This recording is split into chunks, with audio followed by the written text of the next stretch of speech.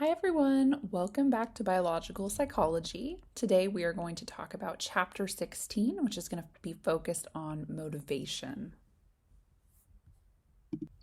Today I'm primarily going to focus on motivation, what drives us to eat, how the hypothalamus plays a role in our hunger and satiety signals, how our body ensures that we have enough energy to keep going.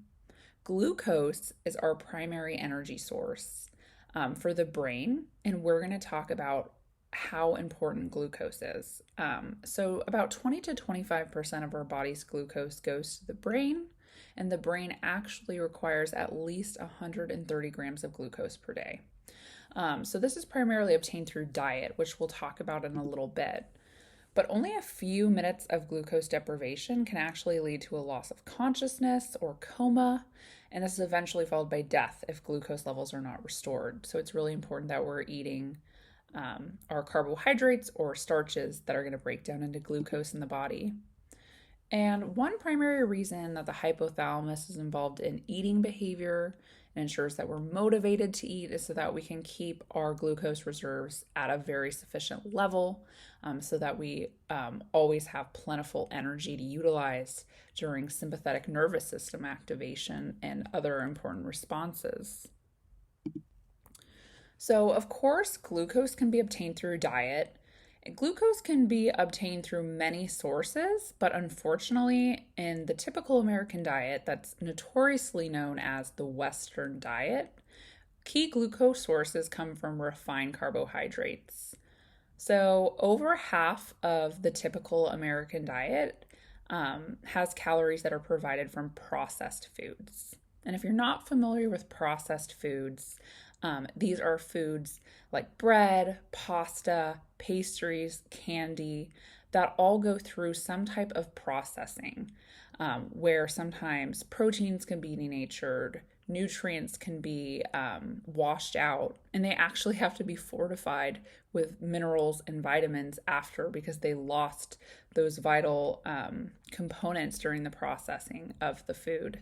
So, thus, the typical American diet provides glucose through these processed refined carbohydrates that are usually made from bleached flour like bread, pasta, or white rice, or potatoes, or pastries.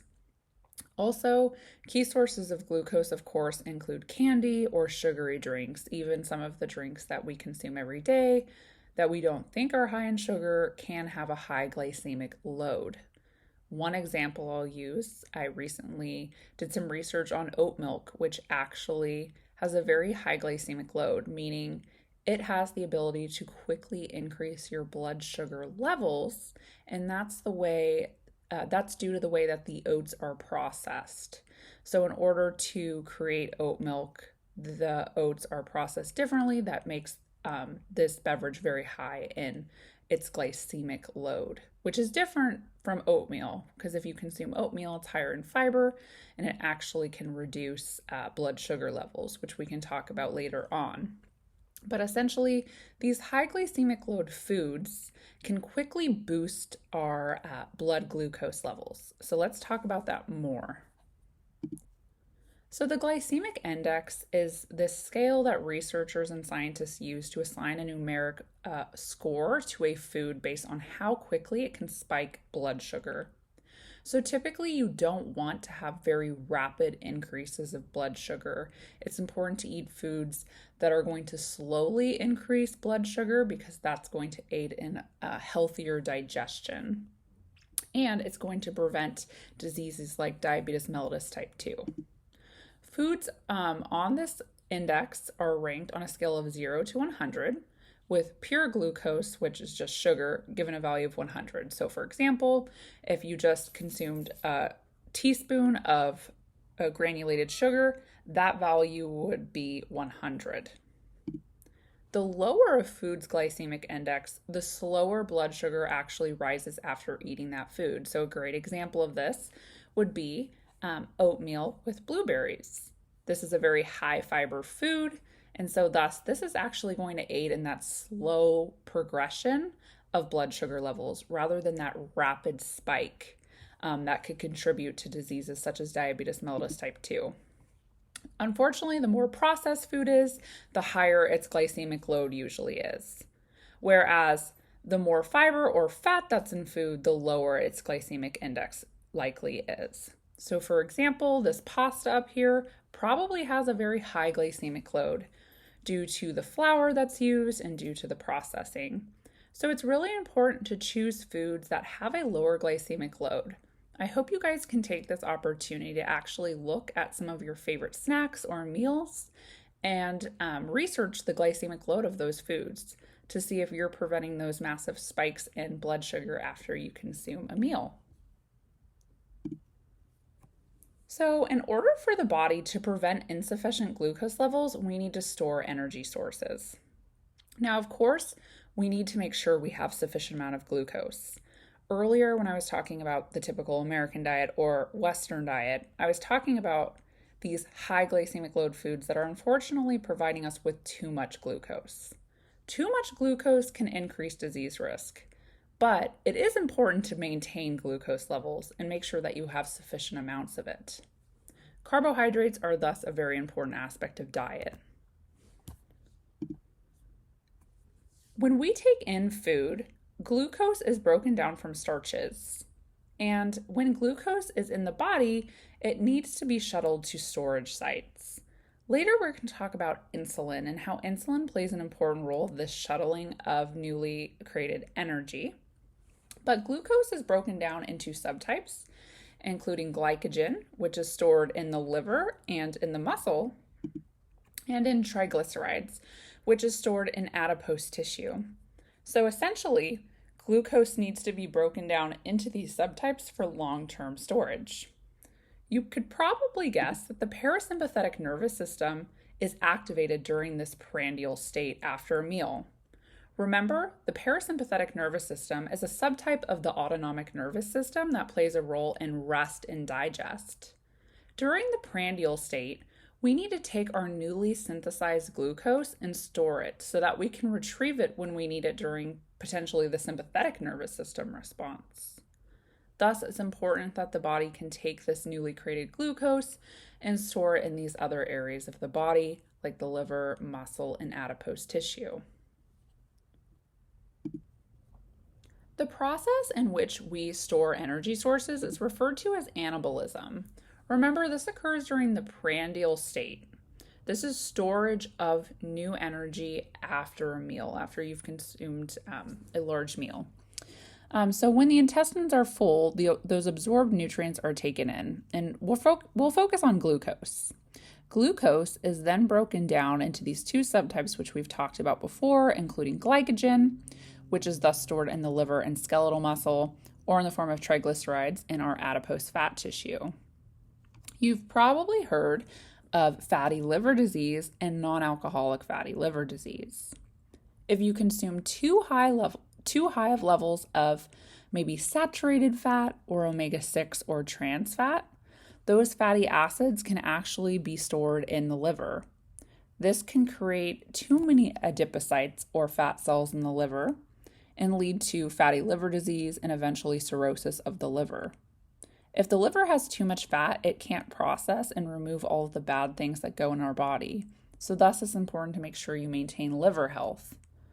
Fatty liver disease is normally caused by alcohol, but non-alcoholic fatty liver disease can be caused from eating high fat foods that are high in specifically saturated fat, omega-6, and trans fat. Now, catabolism is another state in which we need to retrieve energy sources. So when we need to pull our energy sources from storage to utilize perhaps during the sympathetic nervous system response, the body is going to take glycogen and triglycerides from either the liver or fat respectively, and it's going to send that into the bloodstream. This can help us maintain our neurons and other cells. Normally, when we take energy from storage, this is utilized during the sympathetic nervous system response. So I briefly wanted to review energy balance and body fat. So in image A here, this is showing that if you take in a normal amount of energy or kilocalories and expend a normal amount of energy, you'll usually be able to maintain a normal body weight. This is known as normal adiposity. However, if you have prolonged positive energy, you're taking in too many kilocalories, and this affects energy expenditure. That means you're consuming too many calories for the amount of energy or calories you're burning. This can increase risk of obesity. Additionally, prolonged negative energy balance can lead to starvation.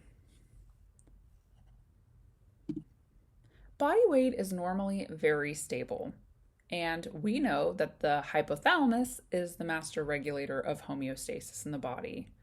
The hypothalamus regulates things that are in our blood. It can sense if we have high salt content, and then with the help of the kidneys, can increase the amount of vasopressin or antidiuretic hormone that's dumped into the bloodstream to make us thirsty. Similarly, the hypothalamus actually helps us regulate our feeding behavior in addition to our drinking behavior. The hypothalamus ensures that we maintain homeostasis and ensures that we have a proper body weight by helping us take in the amount of calories necessary for our particular weight. However, I do want to note that body weight can fluctuate throughout our life, maybe through pregnancy or from hormone misregulation. Studies have shown that weight loss during a period of starvation can be rapidly gained back when food is freely available.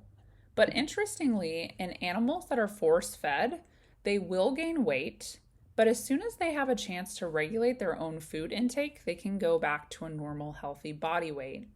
And that's because we have these incredible mechanisms that are largely modulated by the hypothalamus, in addition to chemical signals that are produced throughout the body, which we're going to talk about in a few moments, that work together to make sure that we can maintain proper energy levels and proper body weight. Even though we have these amazing mechanisms like the hypothalamus and these other chemical signals that I haven't quite talked about yet, that can help us maintain homeostasis and a proper body weight and proper adiposity, obesity prevalence is still extremely high in the United States.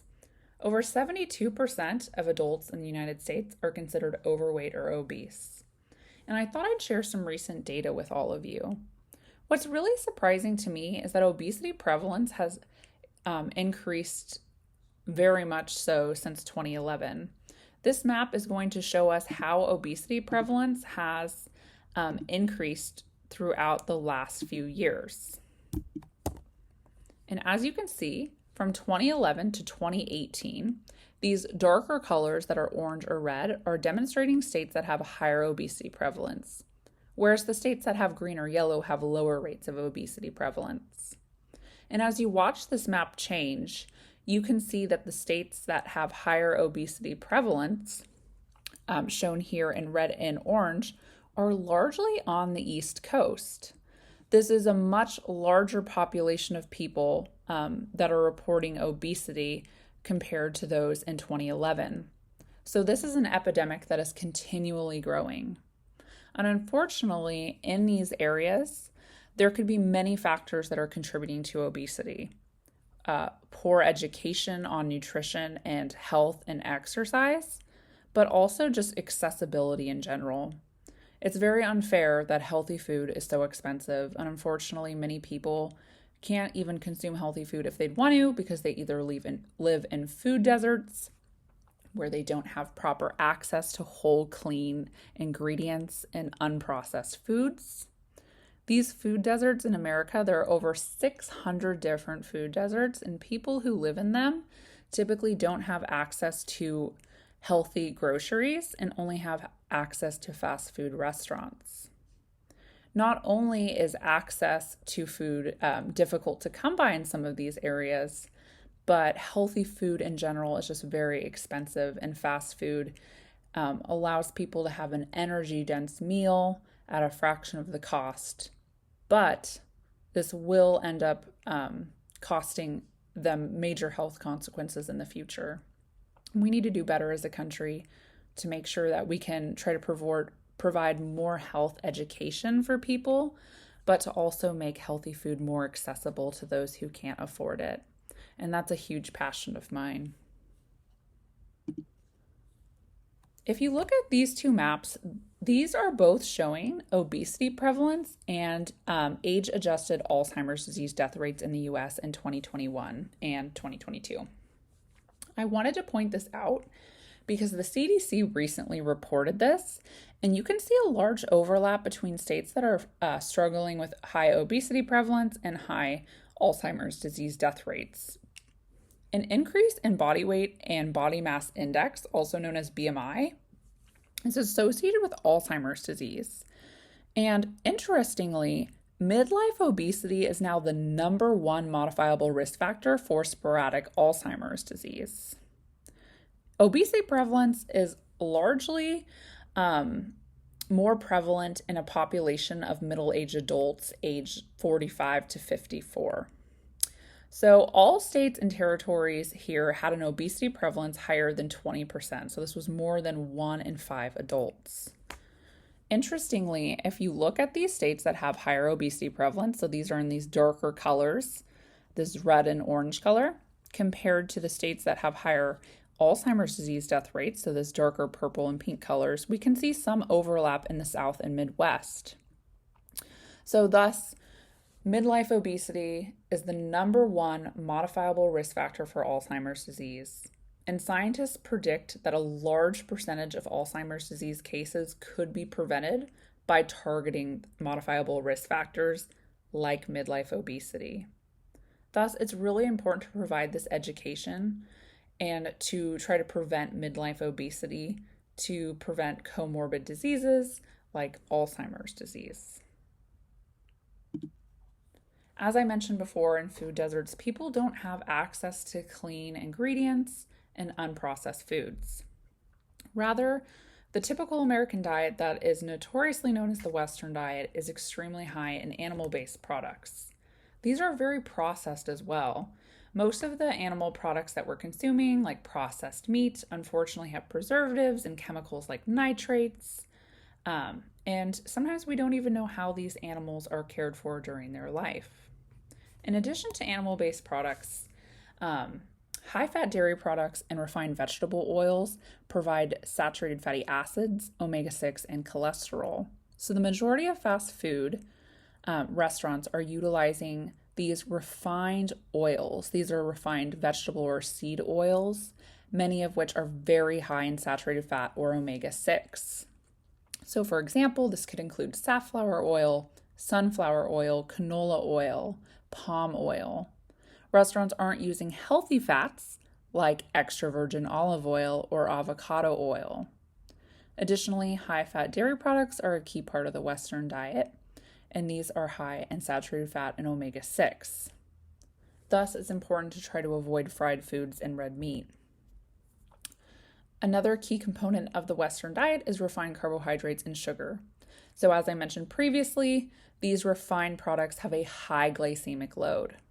By increasing the speed at which blood glucose rises after consuming a meal, these carbohydrates are linked to many diseases such as diabetes mellitus type 2 and obesity.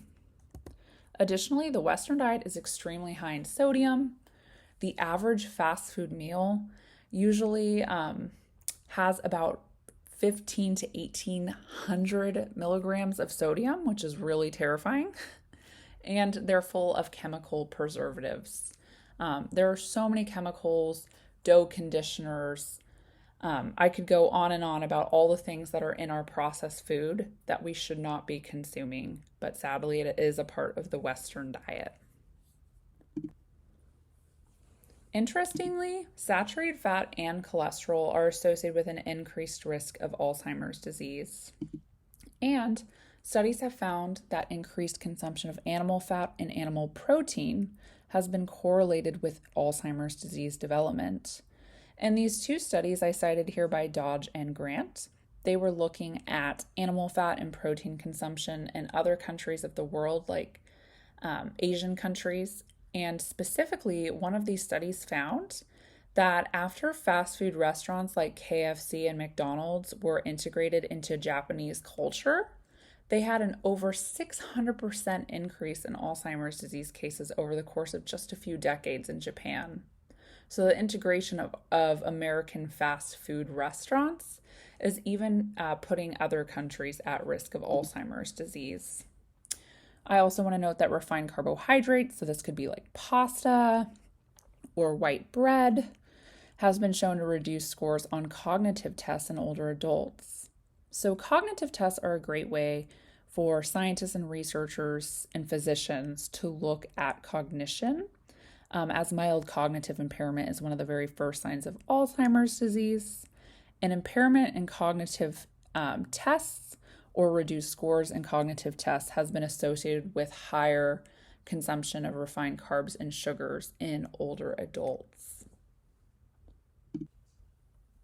So how does the hypothalamus regulate feeding behavior to help us maintain a healthy body weight?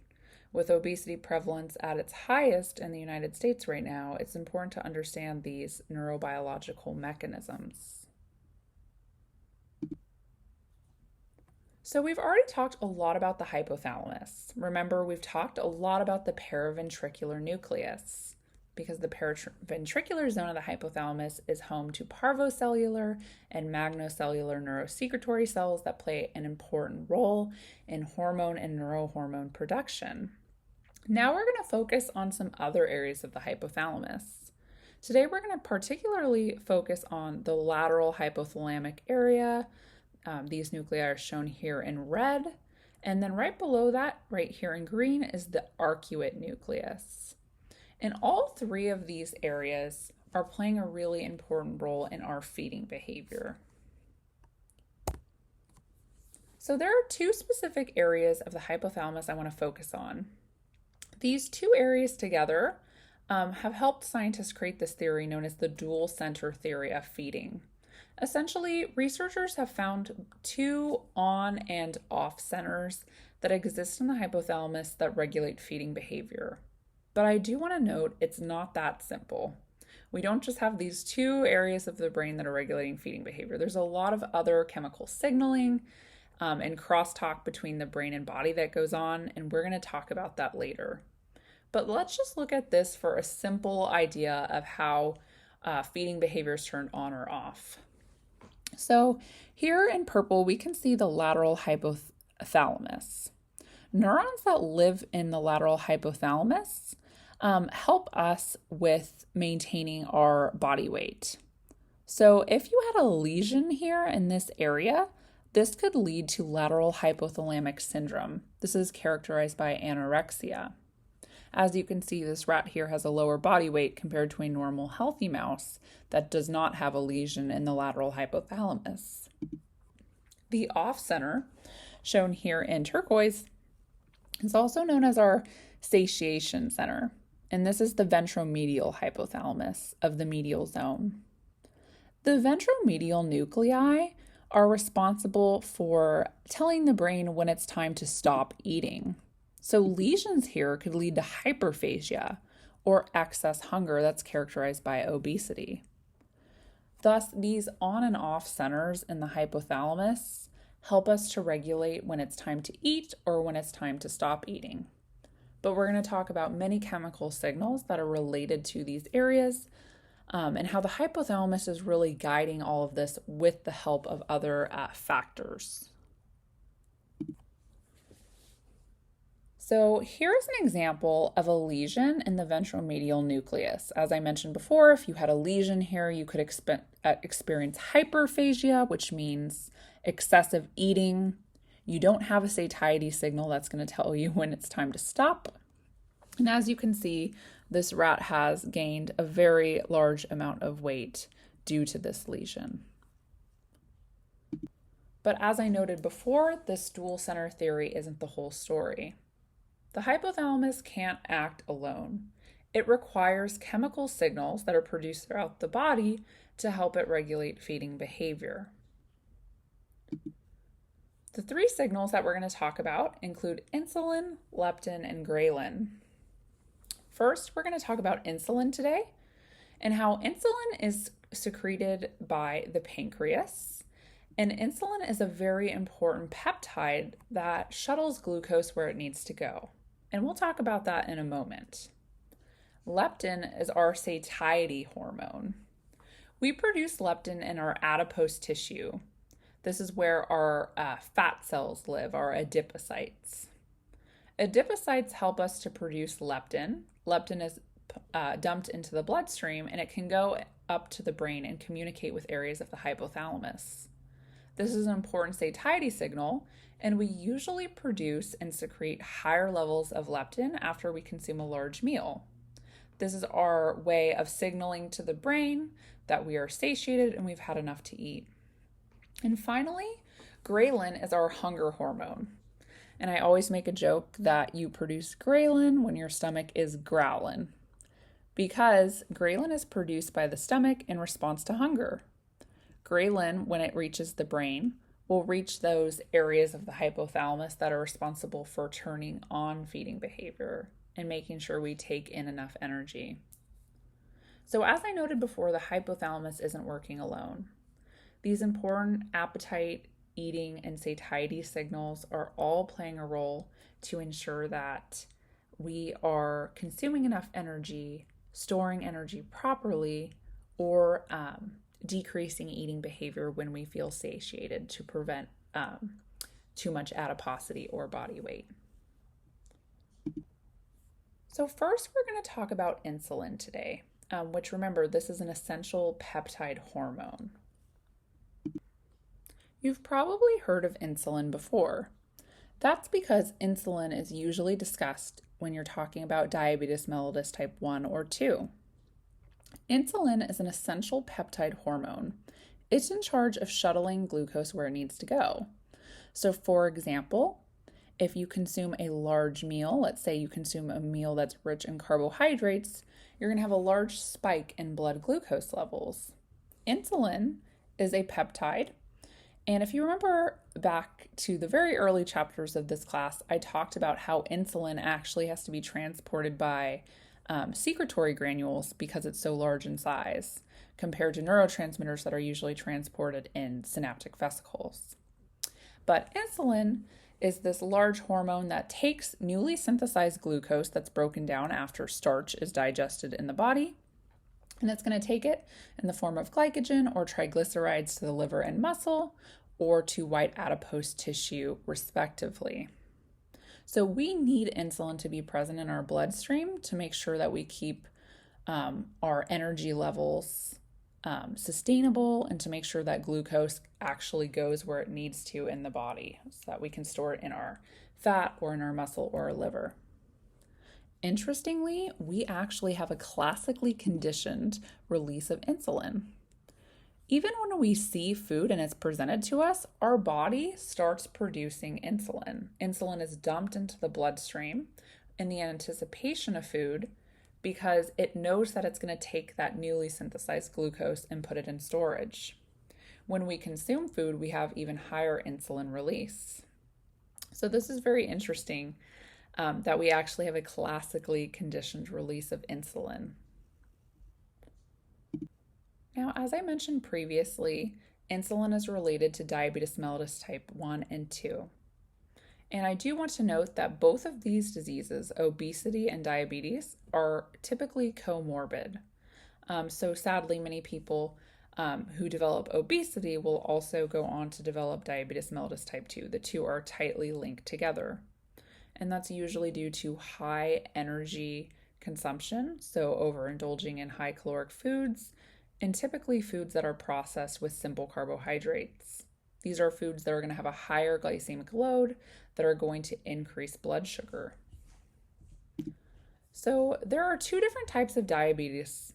Diabetes mellitus type 1 and 2 are both induced by complex insulin issues. So first, let's talk about diabetes mellitus type 1. This is a juvenile onset. So this means that there could be a genetic predisposition for this. You could be born with it or develop it in your youth.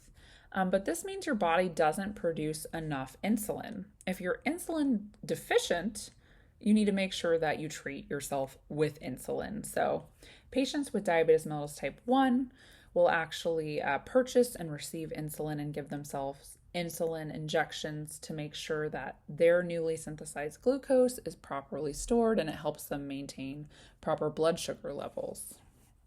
This is different from diabetes mellitus type 2 that's actually caused by insulin resistance. What does insulin resistance really mean? Unfortunately, this is a form of diabetes that is usually induced by environmental and lifestyle factors. If you consume too much sugar or too many simple carbohydrates, you're going to have very high glucose levels. This means you'd have excess sugar in the blood, and this can even increase clotting and cardiovascular issues. Unfortunately, in diabetes mellitus type 2, these patients usually have unhealthy lifestyle factors such as consuming high levels of simple carbohydrates or candy or sugar, in which that excess sugar is going to require a ton of insulin. When you consume too much sugar, insulin is released at higher levels to make sure it can shuttle that new glucose where it needs to go. Remember, the brain doesn't require that much glucose, even though it's its key energy source. So if you take in too many kilocalories of these simple carbohydrates and sugars, it's going to increase the amount of insulin your body produces. Over time, if you continue to eat these sugary foods, it can actually induce something called insulin resistance because insulin can no longer function properly to shuttle newly synthesized glucose to storage sites like the liver, the muscles, and fat. What's really interesting is newer research is demonstrating that Alzheimer's disease is tightly linked to diabetes mellitus type 2. Thus, Alzheimer's disease is actually sometimes referred to as diabetes mellitus type 3. Unfortunately, about 90% of people who have diabetes mellitus type 2 may go on to have a higher risk of dementia or Alzheimer's disease. And that's because Alzheimer's disease is associated with impaired insulin signaling in the brain. So thus, the brain largely relies on glucose as its energy source, and it also relies on proper insulin signaling.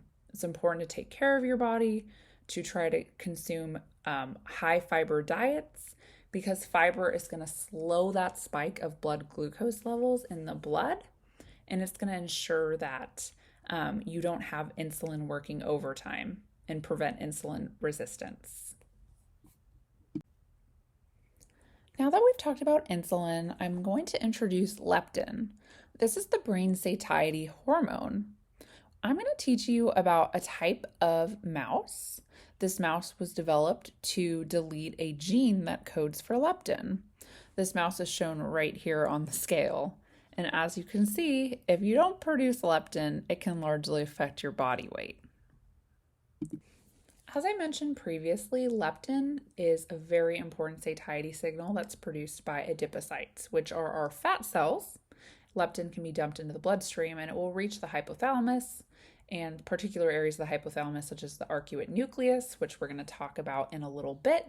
But this essentially helps guide our feeding behaviors. And so leptin is encoded by the OB gene, and a group of scientists actually developed a mouse model, and the DNA in these mice lacked both copies of the OB gene, meaning it was a homozygous knockout. They lacked both copies and thus couldn't produce leptin on their own. And because they lacked leptin, their brain is constantly fooled into thinking that they have really low fat reserves and that they require more energy. So they are abnormally motivated to eat because they never feel satiated. Here's an example of the OB mouse. As you can see, because it can't produce leptin, it's going to continually consume food. However, researchers found that treating this mouse, shown right here, with leptin completely reversed obesity and the eating disorder. This is the same mouse next to it on the right.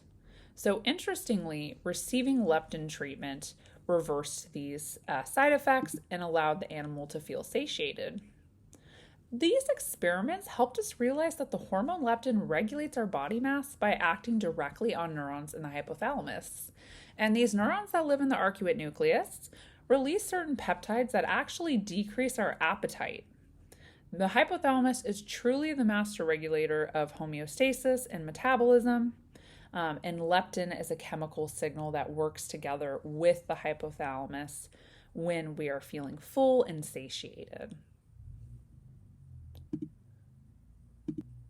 And here's my joke for the day. My principal investigator at TCU always showed this in his slides, and I love it. It's a leptin knockout gazelle, and of course the predators say they have dibs on the leptin knockout.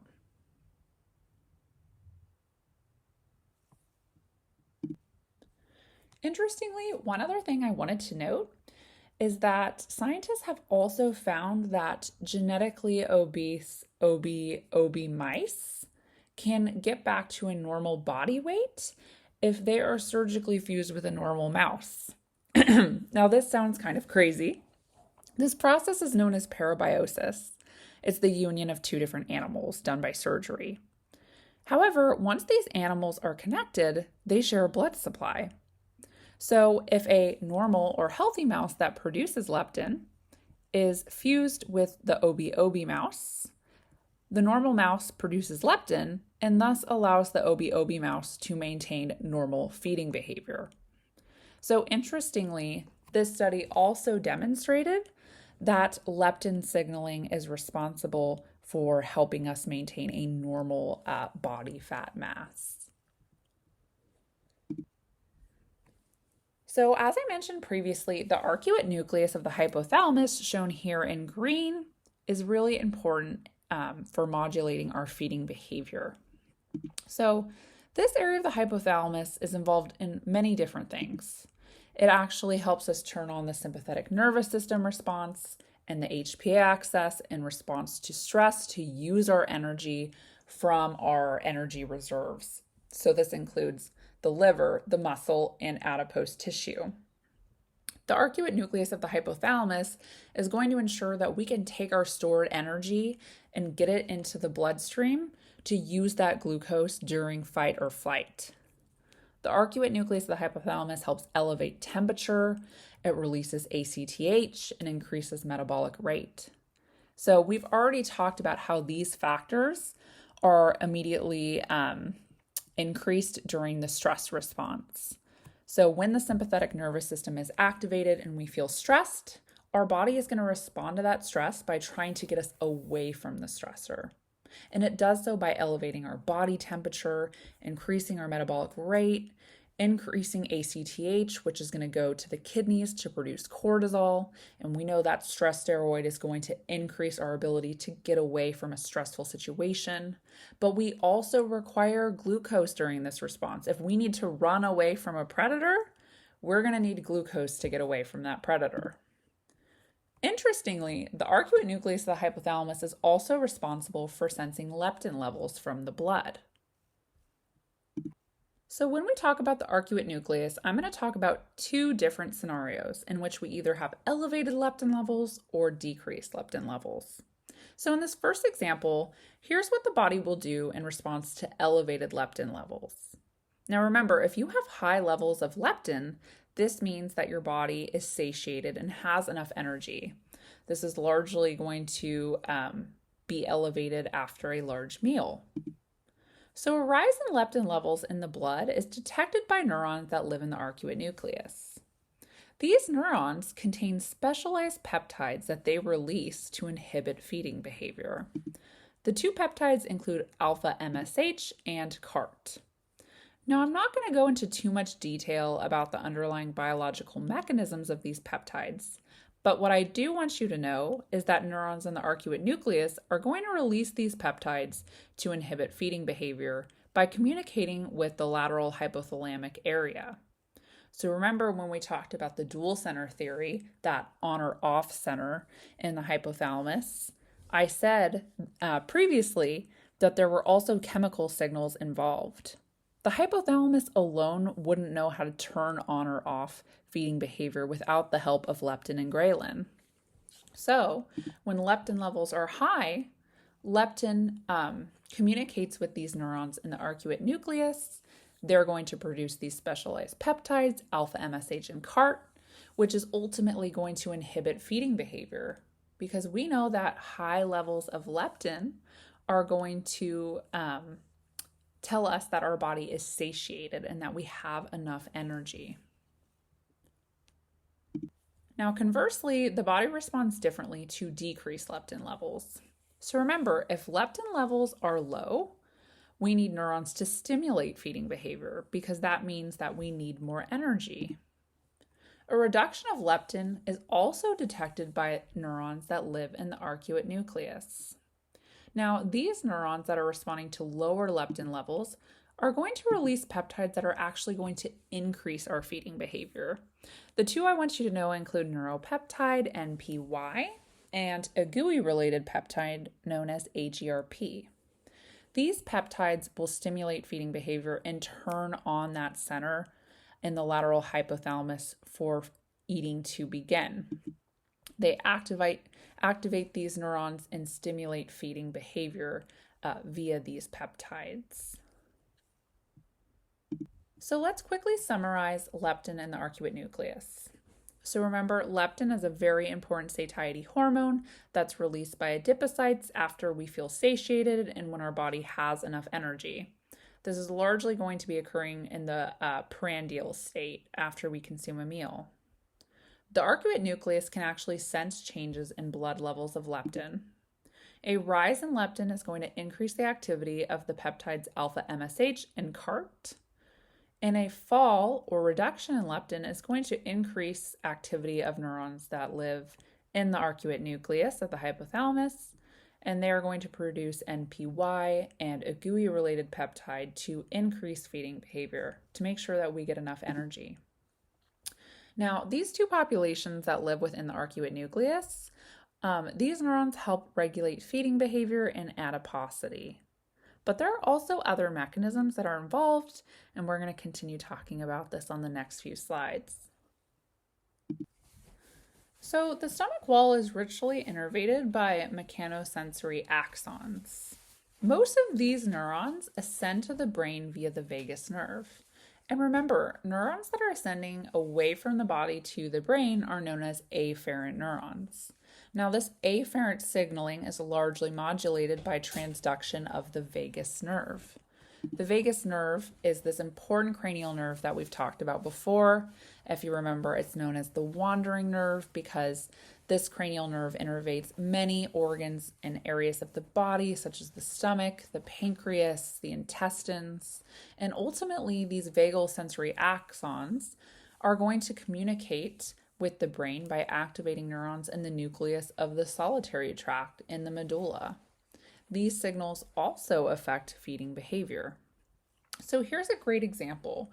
We've talked about ghrelin and how ghrelin is this hormone that's dumped in the bloodstream when we're hungry. The stomach produces ghrelin in response to hunger, and this signal can be transmitted up to the brain. It could reach neurons in the nucleus of the solitary tract or of the arcuate nucleus of the hypothalamus and stimulate feeding behavior. The nucleus of the solitary tract specifically receives visceral input from the vagus nerve. And this is a bidirectional relationship in which the brain and the peripheral systems, like the stomach and intestines, can work together to control feeding behavior and modulate metabolism. So a key takeaway from this slide, I just want you to understand that the vagus nerve, again, is a cranial nerve that plays a really important role in gut-brain communication and also stomach-intestine-brain communication. And this is a bidirectional relationship. So neurons in the nucleus of the solitary tract of the medulla are communicating with those afferent vagal neurons in the periphery of the body. Now, the third chemical we're going to talk about, which I introduced at the beginning of this video, was ghrelin. Now, remember, ghrelin is an important hormone that helps us regulate our hunger. Remember, I made a joke that when our stomach is growling, we produce ghrelin because this is going to stimulate or increase feeding behavior. So the peptide ghrelin is highly concentrated in our stomach. So if you're hungry for your next In-N-Out meal, you're probably releasing ghrelin. Ghrelin is released into the bloodstream when the stomach is empty, and it's going to increase feeding behavior by communicating with the cells in the arcuate nucleus of the hypothalamus.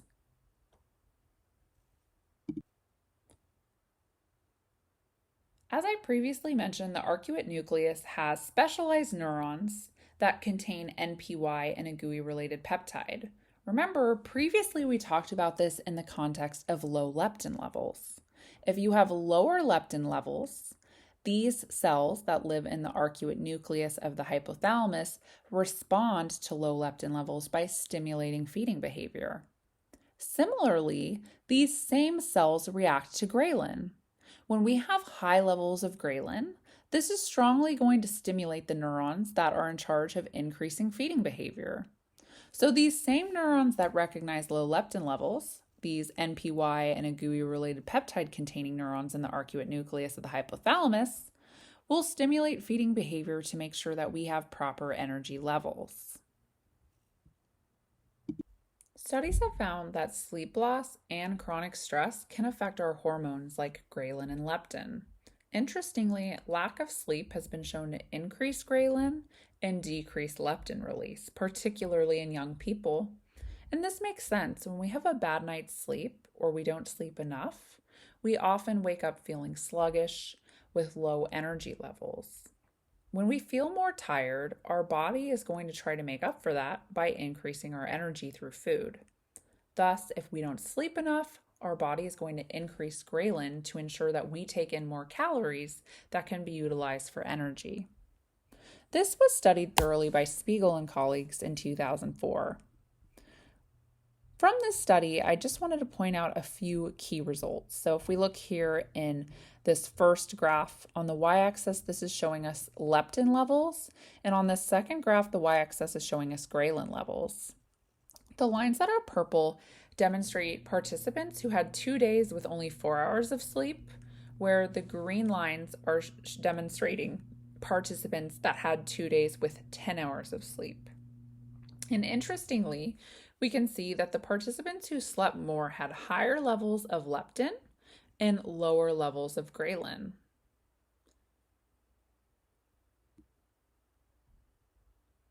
Conversely, participants who had 4 hours of sleep had lower levels of leptin and higher levels of ghrelin. These data demonstrate that sleep loss can increase ghrelin levels to increase feeding behavior, while we feel less satiated due to lower leptin levels. Higher ghrelin levels from sleep loss can also affect late night snacking. Now, we all love a great late night snack, me included, but unfortunately, if we consume high fat or high sugar foods late at night, for example, if you're craving pizza late at night when you're studying or working, this is when our metabolic rate is down. We're not going to have the opportunity to burn as many of those calories we're consuming because we're going to be laying down to go to sleep soon.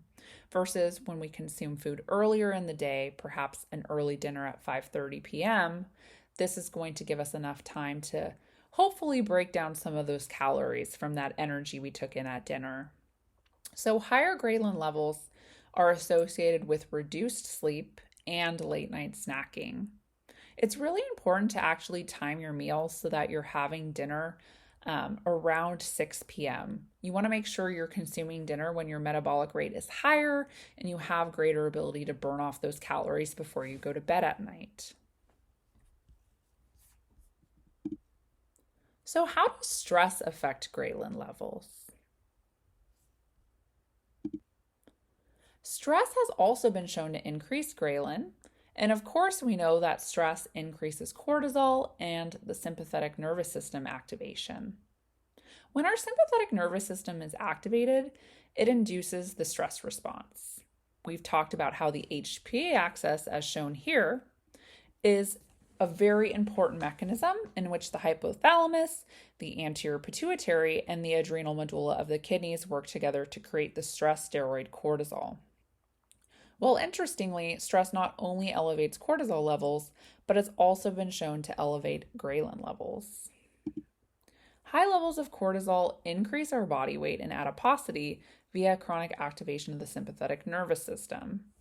If you remember, I previously talked about Cushing's syndrome, in which people produce too high of levels of cortisol, and this can increase body weight and adiposity. Cortisol increases our energy expenditure from our storage sites like our muscles and our white adipose tissue. So when we have high levels of cortisol present, our body knows that it's under stress and it's going to pull that glucose from reserves. Usually, high cortisol levels can largely affect our glucose and our ghrelin. So these are all working together during the stress response. So you're probably wondering, how can we overeat or gain weight if we have these incredible signals, these chemical signals like leptin and ghrelin, and this on and off center in the brain and the hypothalamus that are controlling our feeding behavior? Well, unfortunately, there's also a psychology to eating. So feeding makes us feel good.